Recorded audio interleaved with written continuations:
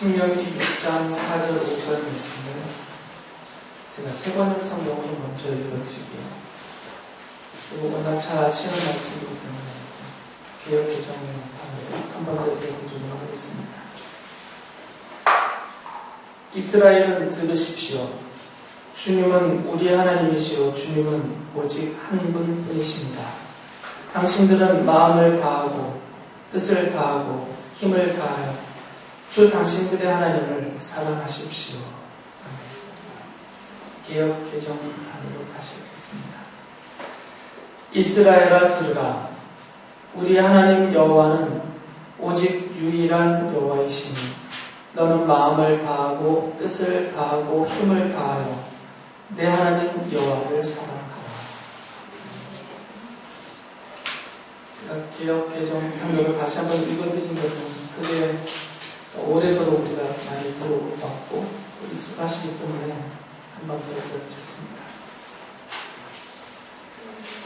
지난주에 제가 이 신명기를 이해하기 위해서는 동사 두 개를 반드시 기억해야 된다고 말씀을 드렸어요.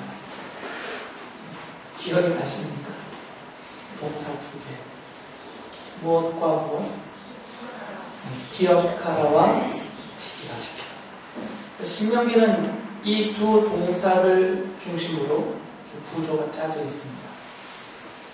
기억하라는 무엇을 기억하라라고 가지고 있다고 했죠? 출애굽. 이 출애굽 안에는 출애굽과 광야 40년 생활이 같이 포함되어 있는 겁니다.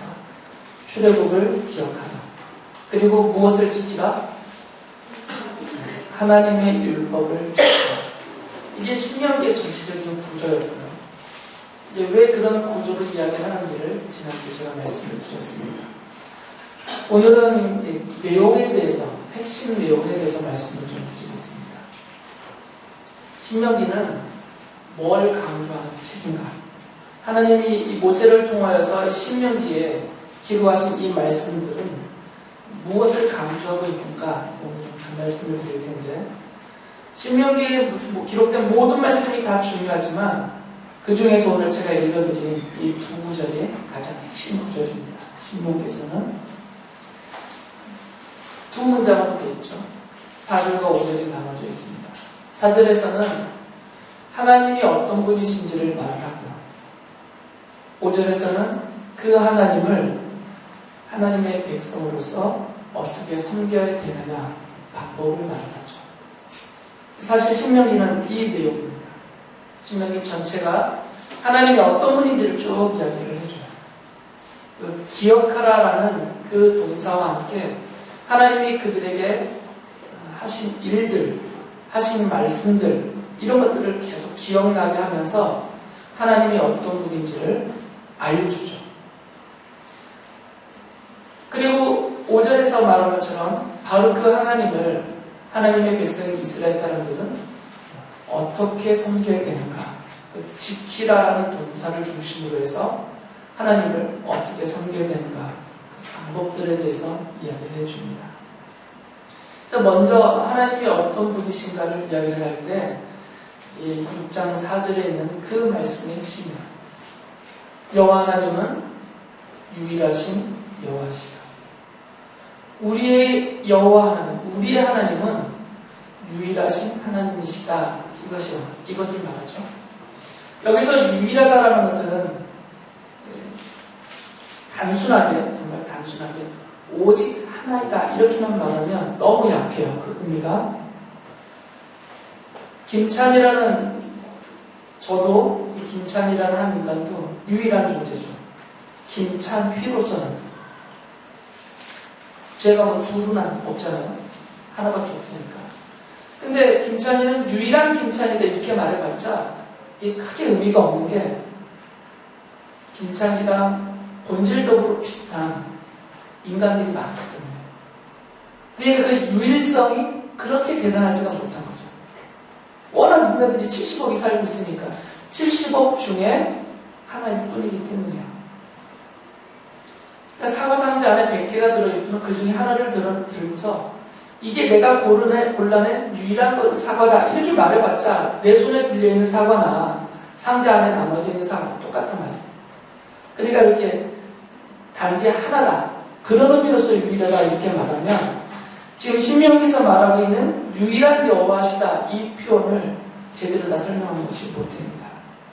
그래서 신명기에서는 이 유일하신 여호와 하나님이 왜 유일하신가 그 유일성에 대한 설명을 하기 위해서 세 가지를 얘기를 해요. 우리의 하나님은 이런 분이기 때문에 유일하신 여호와시다 이렇게 이야기를 합니다. 세 가지를 말하거든요. 첫째는 먼저 이 여호와라는 하나님의 이름을 주목해야 됩니다. 이 여호와라는 하나님의 이름은 창세기 처음부터 나오지만 그 이름이 사람들에게 이렇게 직접적으로 하나님께서 직접적으로 알려주신 것은 이 출애굽 때예요. 출애굽기 6장 3절에 보면 하나님이 모세를 통해서 이렇게 말씀하십니다. 내가 아브라함과 이삭과 야곱에게 전능의 하나님으로 나타났으나 나의 이름을 여호와로는 그들에게 알리지 아니하였다. 하나님이 아브라함을 만나셔서 그와 약속을 하셨어요. 그리고 많은 일을 행하셨죠. 거의 친구처럼 아브라함을 대해주셨어요. 하지만 그 아브라함에게도 하나님은 여호와라는 하나님의 이름을 알려주시지 않았다는 거죠. 아브라함의 아들 이삭과 또 이삭의 아들 야곱과 하나님이 그들을 택하시고 언약을 맺으시고 그들과 동행하셨지만 이 믿음의 족장들, 선조들에게도 하나님의 여호와라는 하나님의 이름은 직접적으로 그들에게 알려주시지 않았어요.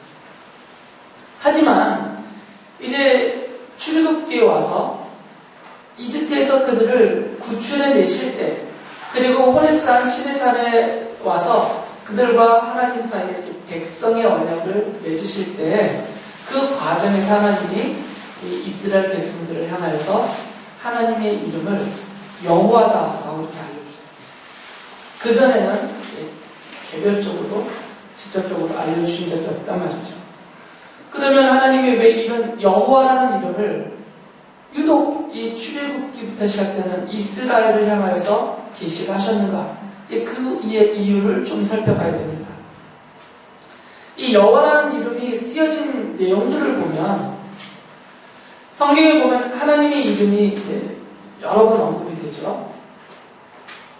우리가 히브리어 언어를 다시 다 살펴볼 필요는 없지만 우리말 성경으로 번역된 내용들을 봐도 그냥 하나님 또는 그 하나님을 놓고 앞뒤로 많은 말들이 수식이 되어서 하나님의 이름이 돼요. 좀 전능하신 하나님, 공의로우신 하나님, 치유하신 하나님, 평강의 하나님 이런 식으로 또 만군의 주 이런 식으로 해서 하나님의 이름이 많이 나타나는데 그 중에서 이 여호와라는 하나님의 이름이 사용되는 용례를 보면 100%는 아니더라도 비중으로 따지면 아주 많은 부분에서 이 여호와라는 이름이 드러날 때, 하나님의 이름으로 드러날 때는 언약적인 관계를 설명할 때 주로 이 말을 써요. 언약과 연관되어져서 하나님이 약속을 하시고 또 계약을 맺으시고 언약을 누군가와 체결하시고 그 언약대로 무엇인가를 집행하고 그 약속을 지켜나가시는 이런 내용들을 설명할 때는 하나님의 이름을 여호와 하나님이라는 표현으로 거의 대부분 사용을 해요. 그래서 이 여호와라는 이 하나님의 이름은 이스라엘 백성 입장에서는 언약적인 하나님의 이름으로 이해가 되는 거죠.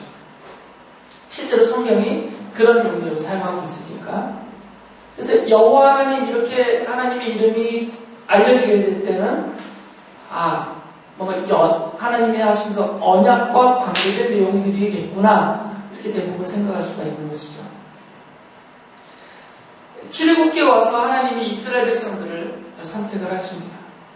물론 그 선택이라는 것은 본래 하나님과 아무 상관이 없었고 본래는 하나님의 백성이 아예 아니었던 그냥 이집트 사람들이나 또는 가나안 사람들이나 전혀 다를 바 없었던 그런 그들을 하나님이 이제부터 내가 너희들을 내 백성으로 삼겠다 이렇게 선택하셨다는 표현은 아닙니다.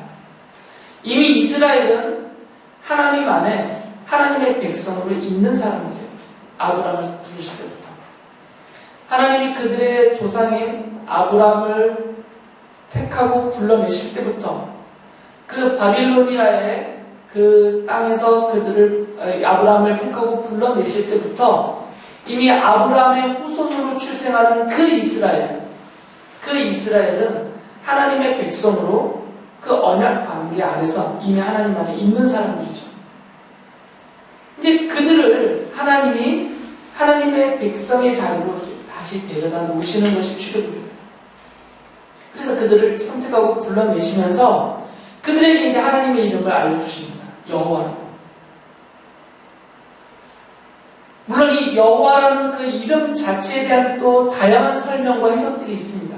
근데 그건 지금 제가 여기서 또 말씀드리기는 어렵고요. 그러려면 그것만 갖고 또 한 시간 설명해야 되니까 그 부분은 이제 제가 하나님의 이름, 하나님의 칭호에 대해서 여러분에게 말씀을 드릴 때 좀 더 자세하게 설명을 해드릴 것이고요. 오늘은 그 부분까지 말씀드리기는 어렵고, 그래서 이 여호와라는 이름이 이제 이스라엘과 관계되어질 때 사용되는 이름입니다.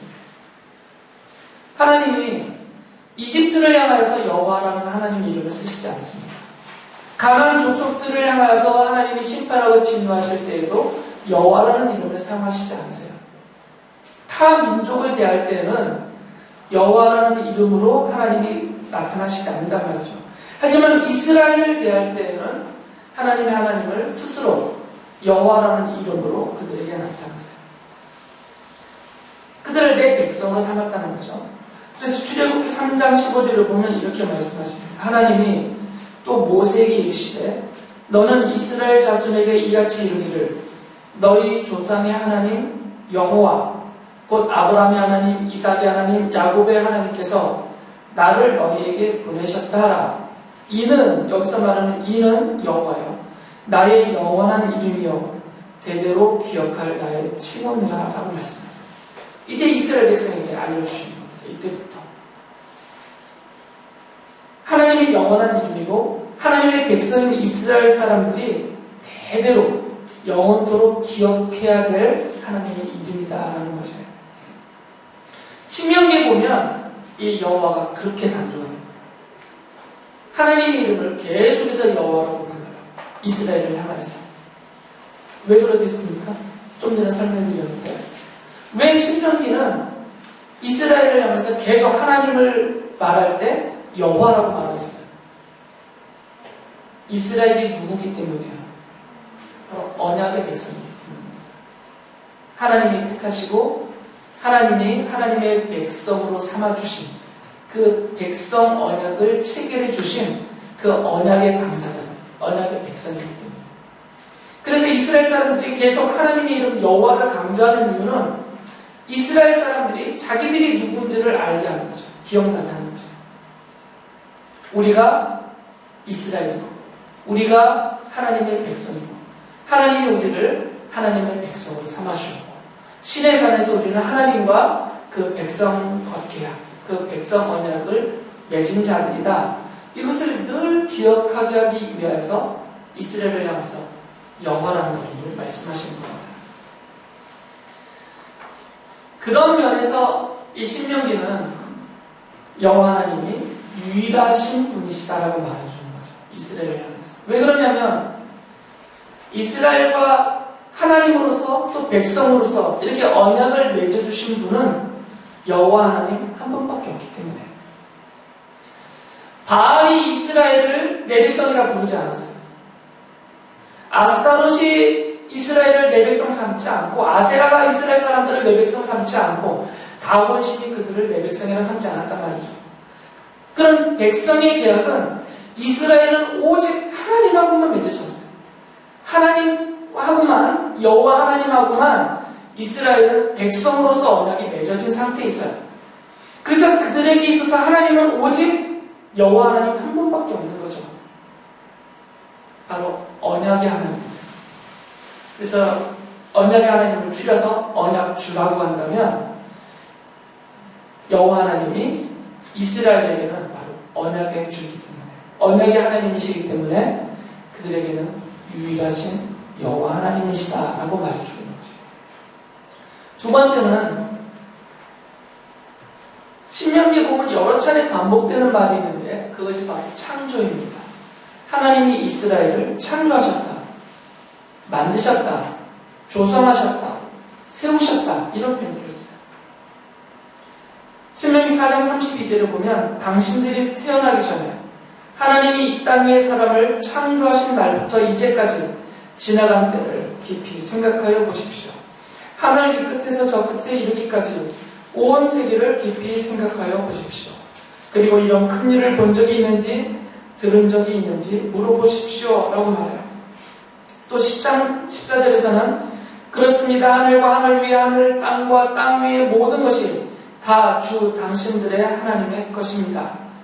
또 32장 39절에서는 그러나 이제는 알아라.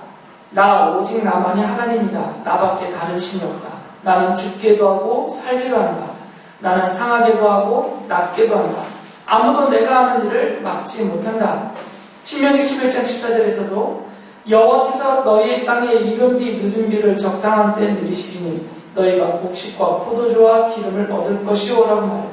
신명기는 이런 내용들을 계속해서 언급하면서 하나님을 창조주 하나님으로서 세상 모든 것을 창조하신 분이기 때문에 당연히 그것들의 소유권이 있는 주인으로서, 그리고 그것들을 창조하시고 소유하고 계시는 주인이기 때문에 방치를 두지 않고 비를 내리시고 곡식을 나게 하시고 이들을 돌보시고 이들에게 생명을 주시고 그것을 보존하시고 유지하시는 그런 하나님이시다라고 생각하죠.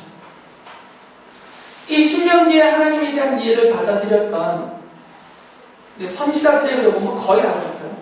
대표적인 사람 중에 히스기야 왕은 열왕기하 19장 15절을 보면 이런 식으로 말하죠. 그룹들 위에 계시는 주 이스라엘의 하나님, 주님만이 이 세상의 모든 나라를 다스리시는 오직 한 분뿐이신 하나님이시며 하늘과 땅을 만드신 분이십니다 라고 말해요.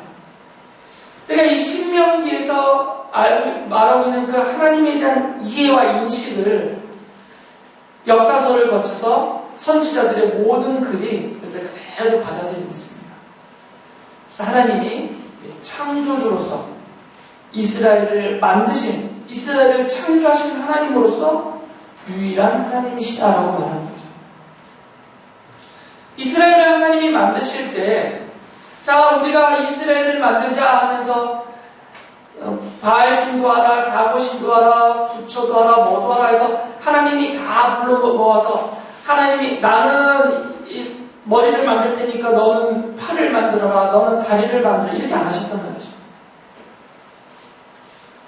천지의 모든 것을 만드실 때는 오직 한 분 하나님만 계셨고 그 한 분 하나님이 그 모든 것을 만드셨어요. 그래서 이스라엘에게 있어서는 창조주는 하나님 한 분밖에 없는 것입니다. 그러니까 당연히 나를 만드신 그 하나님을 믿고 그 하나님을 섬겨야만 된다라고 말하는 것입니다. 이게 그 유일한 여호와 하나님이라는 그 유일함의 의미입니다. 세 번째는 지금 세 가지를 강조드렸잖아요. 세 가지를 통해서 하나님이 이스라엘에 있어서 유일하신 여호와 하나님이시다라는 것을 말하는데, 세 번째로는 바로 하나님이 이스라엘을 구속하신 분이기 때문이다라고 말을 해요. 신명기 15장 15절에 보면 당신들이 이집트 땅에서 종살이 하는 것과 주 당신들의 하나님이 당신들을 거기에서 구속하여 주신 것을 생각하십시오 라고 말해요. 이 구속이라는 말은 이건 아니죠. 구속했다 이건 아니에요. 죄를 짓고 붙들려가는 거. 한자어죠. 구자는 구원하다라는 뜻이고요. 속자는 용서하다라는 뜻이에요. 값을 치러서 용서받게 하는 것이 속이에요, 속. 그러니까 하나님께서 이스라엘을 구속하셨다 이 말은 첫 번째는 하나님이 이스라엘을 이집트의 종살이에서 구출해내셨다라는 것입니다. 속자는 하나님이 그들의 죄를 용서하시고 하나님의 백성으로 속하게 삼아주셨다. 이 두 가지가 합쳐진 것이 구속이에요. 하나님이 이스라엘 백성들이 이집트에서 종살이하고 있을 그때 그들을 버려두지 않으셨단 말이죠. 그들을 모른 채 하지 않으셨어요. 만약에 하나님이 그들을 내버려 두셨다면 이스라엘은 이집트에서 종살이를 하고 있다가 그 상태에서 망했을 것이에요. 그런데 하나님이 그들이 대단한 민족도 아닌데 그들이 하나님께로부터 구속을 받을 만한 어떤 자격도 그런 자질도 그리고 그런 상태도 아니었어요. 그럼에도 불구하고 하나님이 아브라함과 맺으신 그 언약을 따라서 이들이 그 언약의 백성이기 때문에 하나님이 그들을 구속하셨단 말이죠. 그래서 이스라엘 백성 입장에서는 오직 여호와 하나님만이 자신들의 구속주이신 거죠. 그러니까 그 하나님만 믿고 섬겨야 된다라고 말하는 것입니다. 이집트의 종살이에서 이스라엘 사람들을 바알이 끌어내지 않았단 말이에요. 만약에 바알이 그들을 구속했다면 바알이 그들의 하나님이 됐겠죠. 그러나 이스라엘을 구속하신 분은 여호와 하나님이세요. 오직 하나님만 그들을 구속하신 분이기 때문에 그 하나님을 섬겨라 그 말이에요. 그래서 신명기 32장 6절에 보면 어리석고 지혜 없는 백성아 여호와께 이같이 보답하느냐 그는 내 아버지시요 너를 지으십니다 아니시냐 그가 너를 만드시고 너를 세우셨구나. 이스라엘이 지금 이 정도까지 설 수 있었던 것은 다 하나님이 하신 것이란 말이죠. 그들을 창조하셨을 뿐만 아니라 그들을 구속하여서 이렇게 하나님의 백성으로 세워주셨다라는 얘기죠. 신명기 4장 34절을 보면 주 당신들의 하나님이 이집트에서 당신들이 보는 앞에 사신 것처럼 온갖 시험과 표징과 기사와 전쟁과 강한 손과 표심팔과 큰 두려움으로 한 민족을 다른 민족의 억압에서 이끌어내시려고 애쓰신 그러한 신이 어디 있습니까? 라고 바알이 그렇게 했냐 그 말이야. 앞에 부분은 다 출애굽이잖아요. 출애굽의 그 많은 사건들 10가지의 재앙을 쏟아부으시고 홍해를 가르시고 그들을 거기서 구출해내시고 바알의 모든 무대를 수장시켜버리시는 이런 놀라운 일들을 바알이 했느냐 그 말이에요. 누가 그렇게 했느냐 너희를 위하여서 너희를 위해서 그렇게 한 너희를 구속한 그런 신이 어디에 있느냐 바로 나밖에 없지 않느냐 여호와 하나님이 구속주다 그 말입니다. 그래서 신명기 32장 12절 이렇게 말씀합니다. 여호와께서 홀로 그 백성을 인도하셨고 그와 함께한 다른 신이 없었구나. 그러니까 이스라엘에게는 여호와 하나님밖에 없는 것이에요. 그들에게서의 신은 그들을 창조하셨고 그들을 언약의 백성으로 삼았고 그들을 구속해내신 이스라엘에게서의 신은 여호와 하나님 한 분밖에 없다. 그래서 유일하신 여호와요. 유일하신 하나님이다 라고 말하는 것입니다. 신명기 4장 39절 한번 더 읽어드리면 오늘 당신들은 마음에 새겨 분명히 알아둘 것이 있으니 주님은 위로는 하늘에서도 아래로는 땅에서도 참 하나님이시며 그 밖에 다른 신은 없다는 것입니다. 이 세상에 신도 많고 주도 많으나 당신들의 주 하나님만이 참 하나님이시고 참 주님이십니다 라고 10장 10절도 말해요. 이 세 가지를 언급을 합니다. 신명기는 얘기를 계속해요. 왜 하나님이 유일하신 여호와, 왜 이스라엘에게 하나님 여호와 하나님이 유일하신 하나님이고 신이시나 그들을 창조하셨고 그들을 구속하시고 그들을 하나님의 백성으로 삼으신 언약의 하나님이시기 때문이다 라고 말합니다. 그러니까 이제 이스라엘 사람들이요 하나님이 이러이러하신 하나님이시니까 이제 그 하나님 앞에서 백성된 여러분들은 하나님을 어떻게 섬겨야 하겠습니까? 이제 이 이야기를 할 수가 있는 거죠. 하나님이 어떤 분인지를 먼저 알려주어야 그 하나님의 말씀을 듣고 하나님을 섬길 수가 있는 것입니다. 이 앞에 있는 윤정이에게 어머니는 하나밖에 없죠. 김양수 성도님. 윤정아 또 있나? 너도 출생의 비밀이 있나? 그래서 윤정이가 엄마 말만 들어요. 김양수 성도의 말만. 엄마가 하나밖에 없으니까. 유일한 엄마죠. 유일한 엄마이기 때문에 그 옆에 있는 남자 성도님의 말을 듣는 게 아니고 김양숙 성도님의 말을 듣는 거예요. 내 어머니가 누군지를 알기 때문에 누군지를 알아야 듣죠. 누군지를 알아야 따르죠. 신명기는 이스라엘 사람들에게 그들의 하나님이 누구신지를 이렇게 알려주고 있는 것이에요. 여호와는 여러분들의 창조주 하나님이십니다.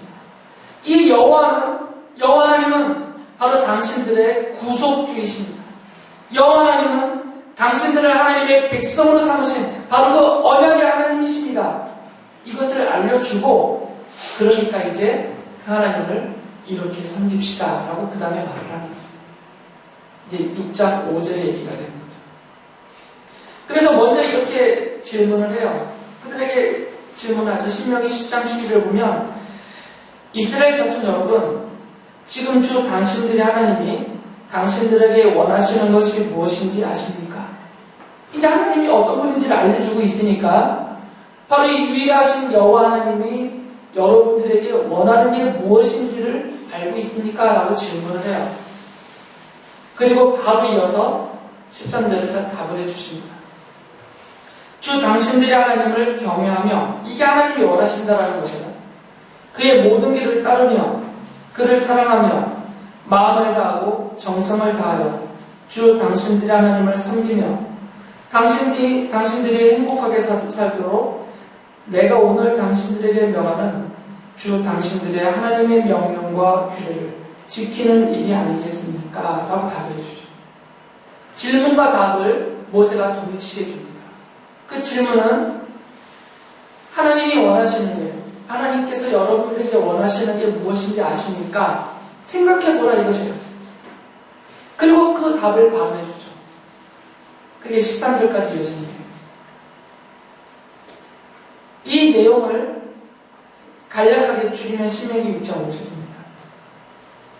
6.5절의 내용을 다시 보시면 당신들은 마음을 다하고 뜻을 다하고 힘을 다하여 주 당신들의 하나님을 사랑하십시오. 이게 하나님이 원하시는 것이다 그 말입니다.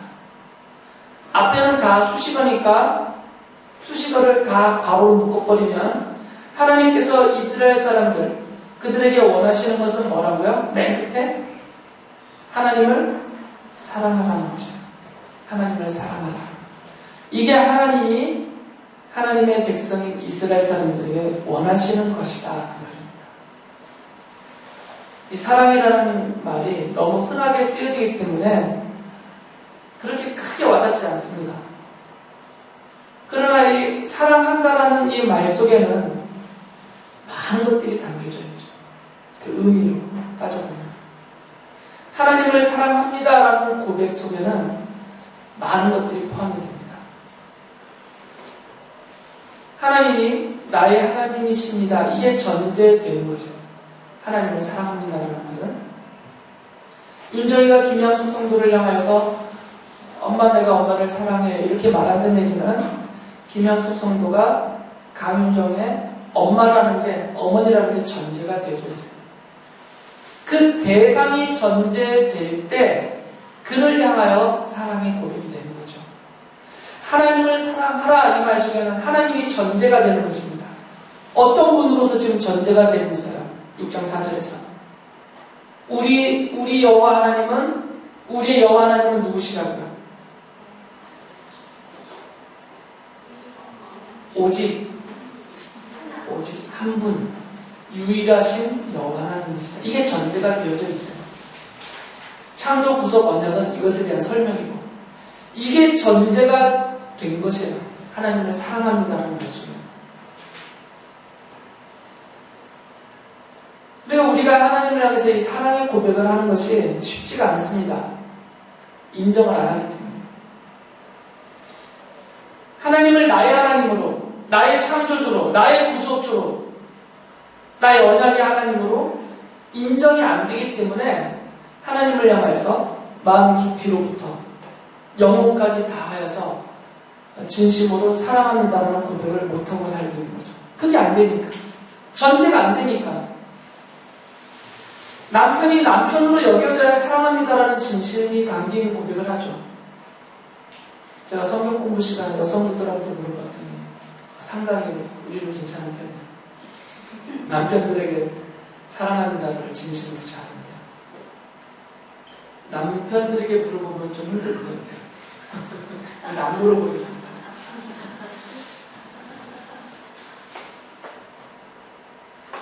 그게 그냥 막연하고 추상적인 전제가 아니라 실제적인 나와 관계된 속에서 이 관계 안에서 전제되어질 때 진심이 담긴 사랑의 고백이 가능한 거죠. 그래서 하나님께서 이스라엘 사람들에게 원하시는 것은 나를 사랑하라 그 말이에요. 하나님을 사랑하라. 나는 너희에게 창조주로서 구속주로서 언약의 하나님으로서 너희들에게 유일한 너희들이 하나님이니까 그리고 유일한 하나님으로서 너희들을 내가 지금도 돌보고 약속을 지키고 있고 인도하고 있으니까 그런 너희 하나님인 나를 향해서 너희들은 사랑하라 이렇게 요구하시는 거죠. 우리 하나님이 원하시는 것이다 라는 말씀입니다. 그런데 이 신명기의 저자는 절망적인 표현들을 쓰죠. 크게 실망한 표현을 씁니다. 신명기 1장 43절을 보면 모세가 하는 말이에요. 내가 이 말씀을 당신들에게 전하였지만 당신들은 듣지 않았고 주님의 말씀을 거역하고서 당신들 마음대로 산지로 올라갔습니다. 하나님이 가지 말라 했는데 자기네 마음대로 갔다가 거기서 패배했죠.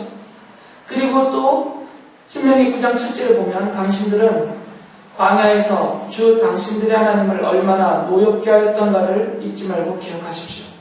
당신들은 이집트 땅에서 나오던 날부터 이곳에 이르기까지, 이곳은 지금 40년이 지나서 모압 평지에 도착했을 때요. 이곳에 이르기까지 줄곧 주님을 거역하였습니다. 그러니까 출애굽 때부터 광야 생활 40년을 거치는 동안 이스라엘 사람들은 하나님을 사랑하지 않았다 그 말이에요. 늘 하나님을 거역하고 자기 마음대로 행했다. 신명기는 그렇게 실망하는 그런 표현을 씁니다. 하나님이 원하시는 것은 하나님을 사랑하라는 것입니다. 그 사랑함 속에는 하나님을 섬기는 것이 있고 경배하고 높이고 예배하는 것이 있고 하나님의 말씀을 잘 듣고 그 말씀을 마음으로 받아서 그 말씀대로 순종하는 것이 다 담겨져 있는 아주 포괄적인 말입니다. 그게 하나님을 사랑하나요? 그런데 이스라엘은 그렇게 하지 않았단 말이죠. 한마디로 하나님을 사랑하지 않은 것이에요. 더 심하게 이스라엘 사람들은 하나님을 사랑하지 않는 것을 그치지 않고 아예 다른 신을 찾아가버렸죠. 대표적인 사건이 바알볼 사건입니다. 분명히 신명기 5장 7절에서 하나님이 너희는 내 앞에서 다른 신들을 섬기지 못한다고 하셨음에도 불구하고 그들은 하나님을 사랑하지 않는 것을 벗어나서 더 심하게 나가서 아예 다른 신까지 섬겨버렸어요. 언약을 깨트린 거죠. 그래서 성경은 이런 이스라엘을 향하여서 부정한 아내다 이렇게 표현합니다. 아내를 부정하다고 표현하는 것은 아내라는 것은 남편과 지금 언약이 맺어진 사이에 결혼을 통해서 남편으로서 아내로서 지금 언약이 체결되어 있는 상태입니다. 그런데 이 아내가 부정한 아내다라고 표현이 되는 것은 이 한 남편을 두지 않고 다른 남편들이 또 있다 그 말이에요.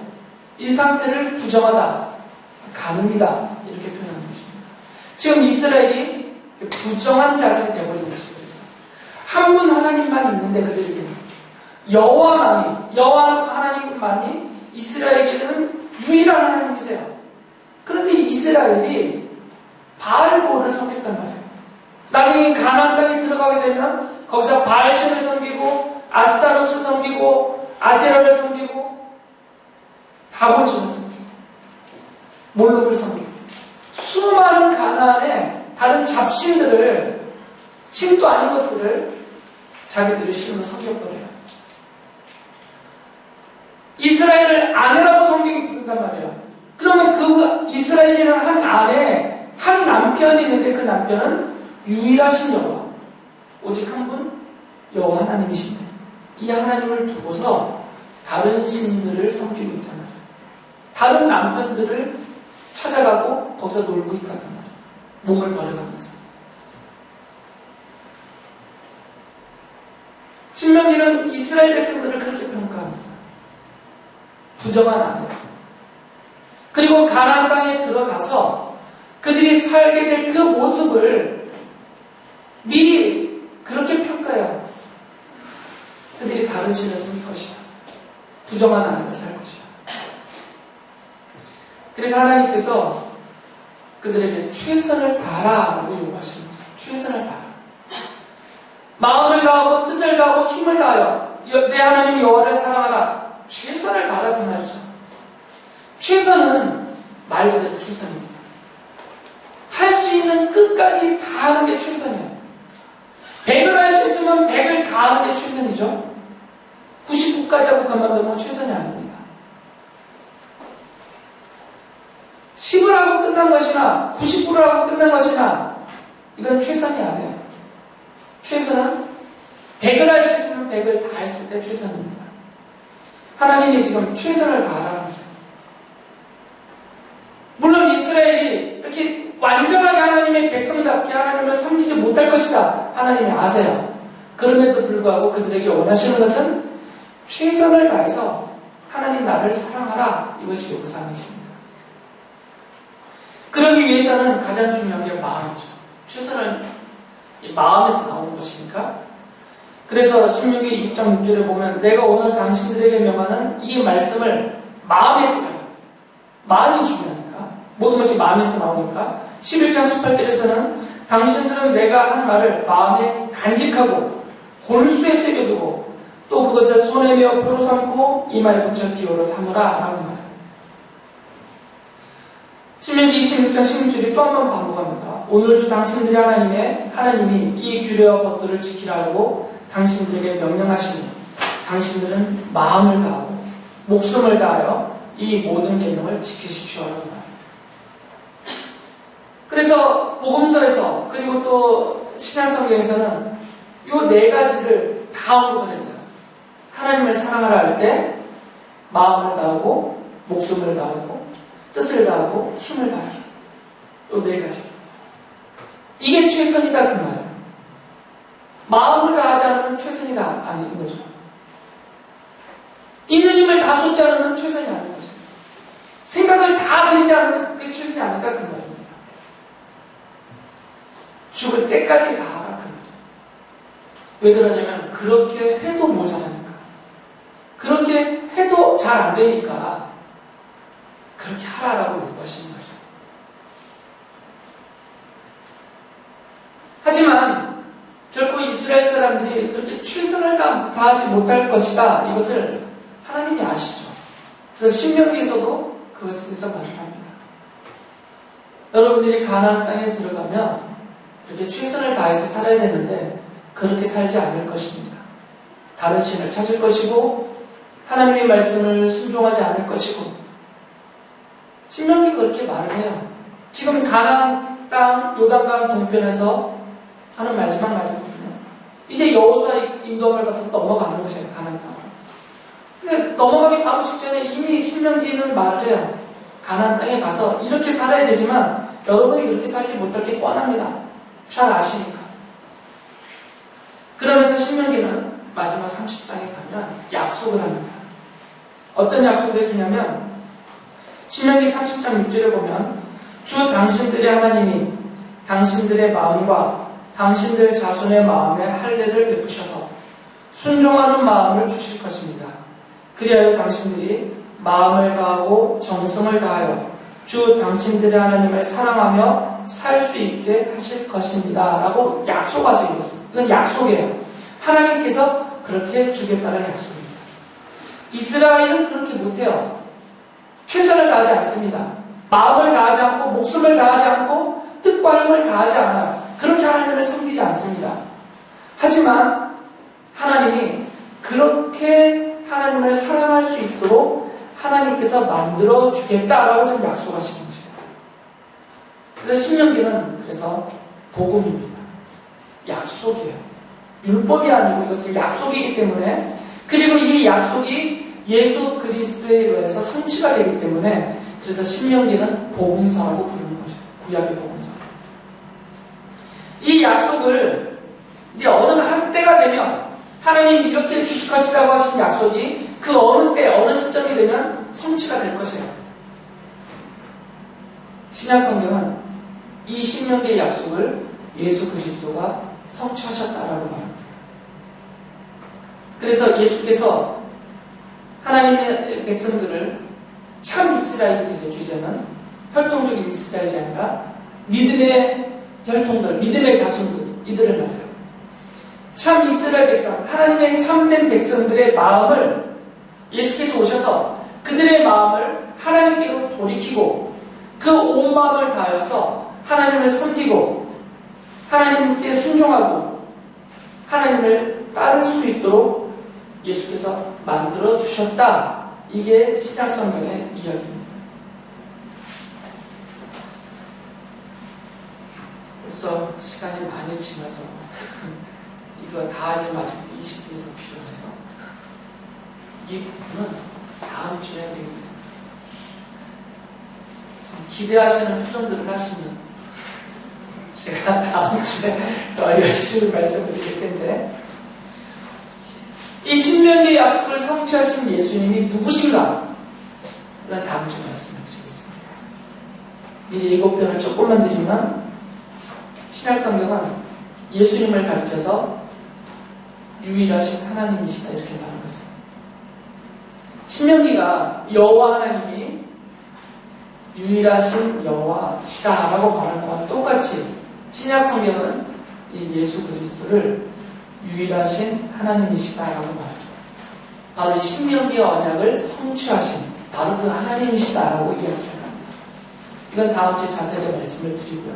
오늘 제가 드린 내용까지만 정리를 한다면, 하나님은 누구시라고요? 지금 이스라엘 얘기가 아닌데 이제 우리라고 바꿔야 돼요. 우리의 어떤 분이세요? 유일하신 여호와 하나님이십니다. 왜 우리에게, 내가 하나님의 백성이고 내가 참 이스라엘이니까 왜 나에게 있어서 하나님은 유일하신 여호와 하나님이세요? 세 가지. 나를 뭐 하신 분? 창조하신 분.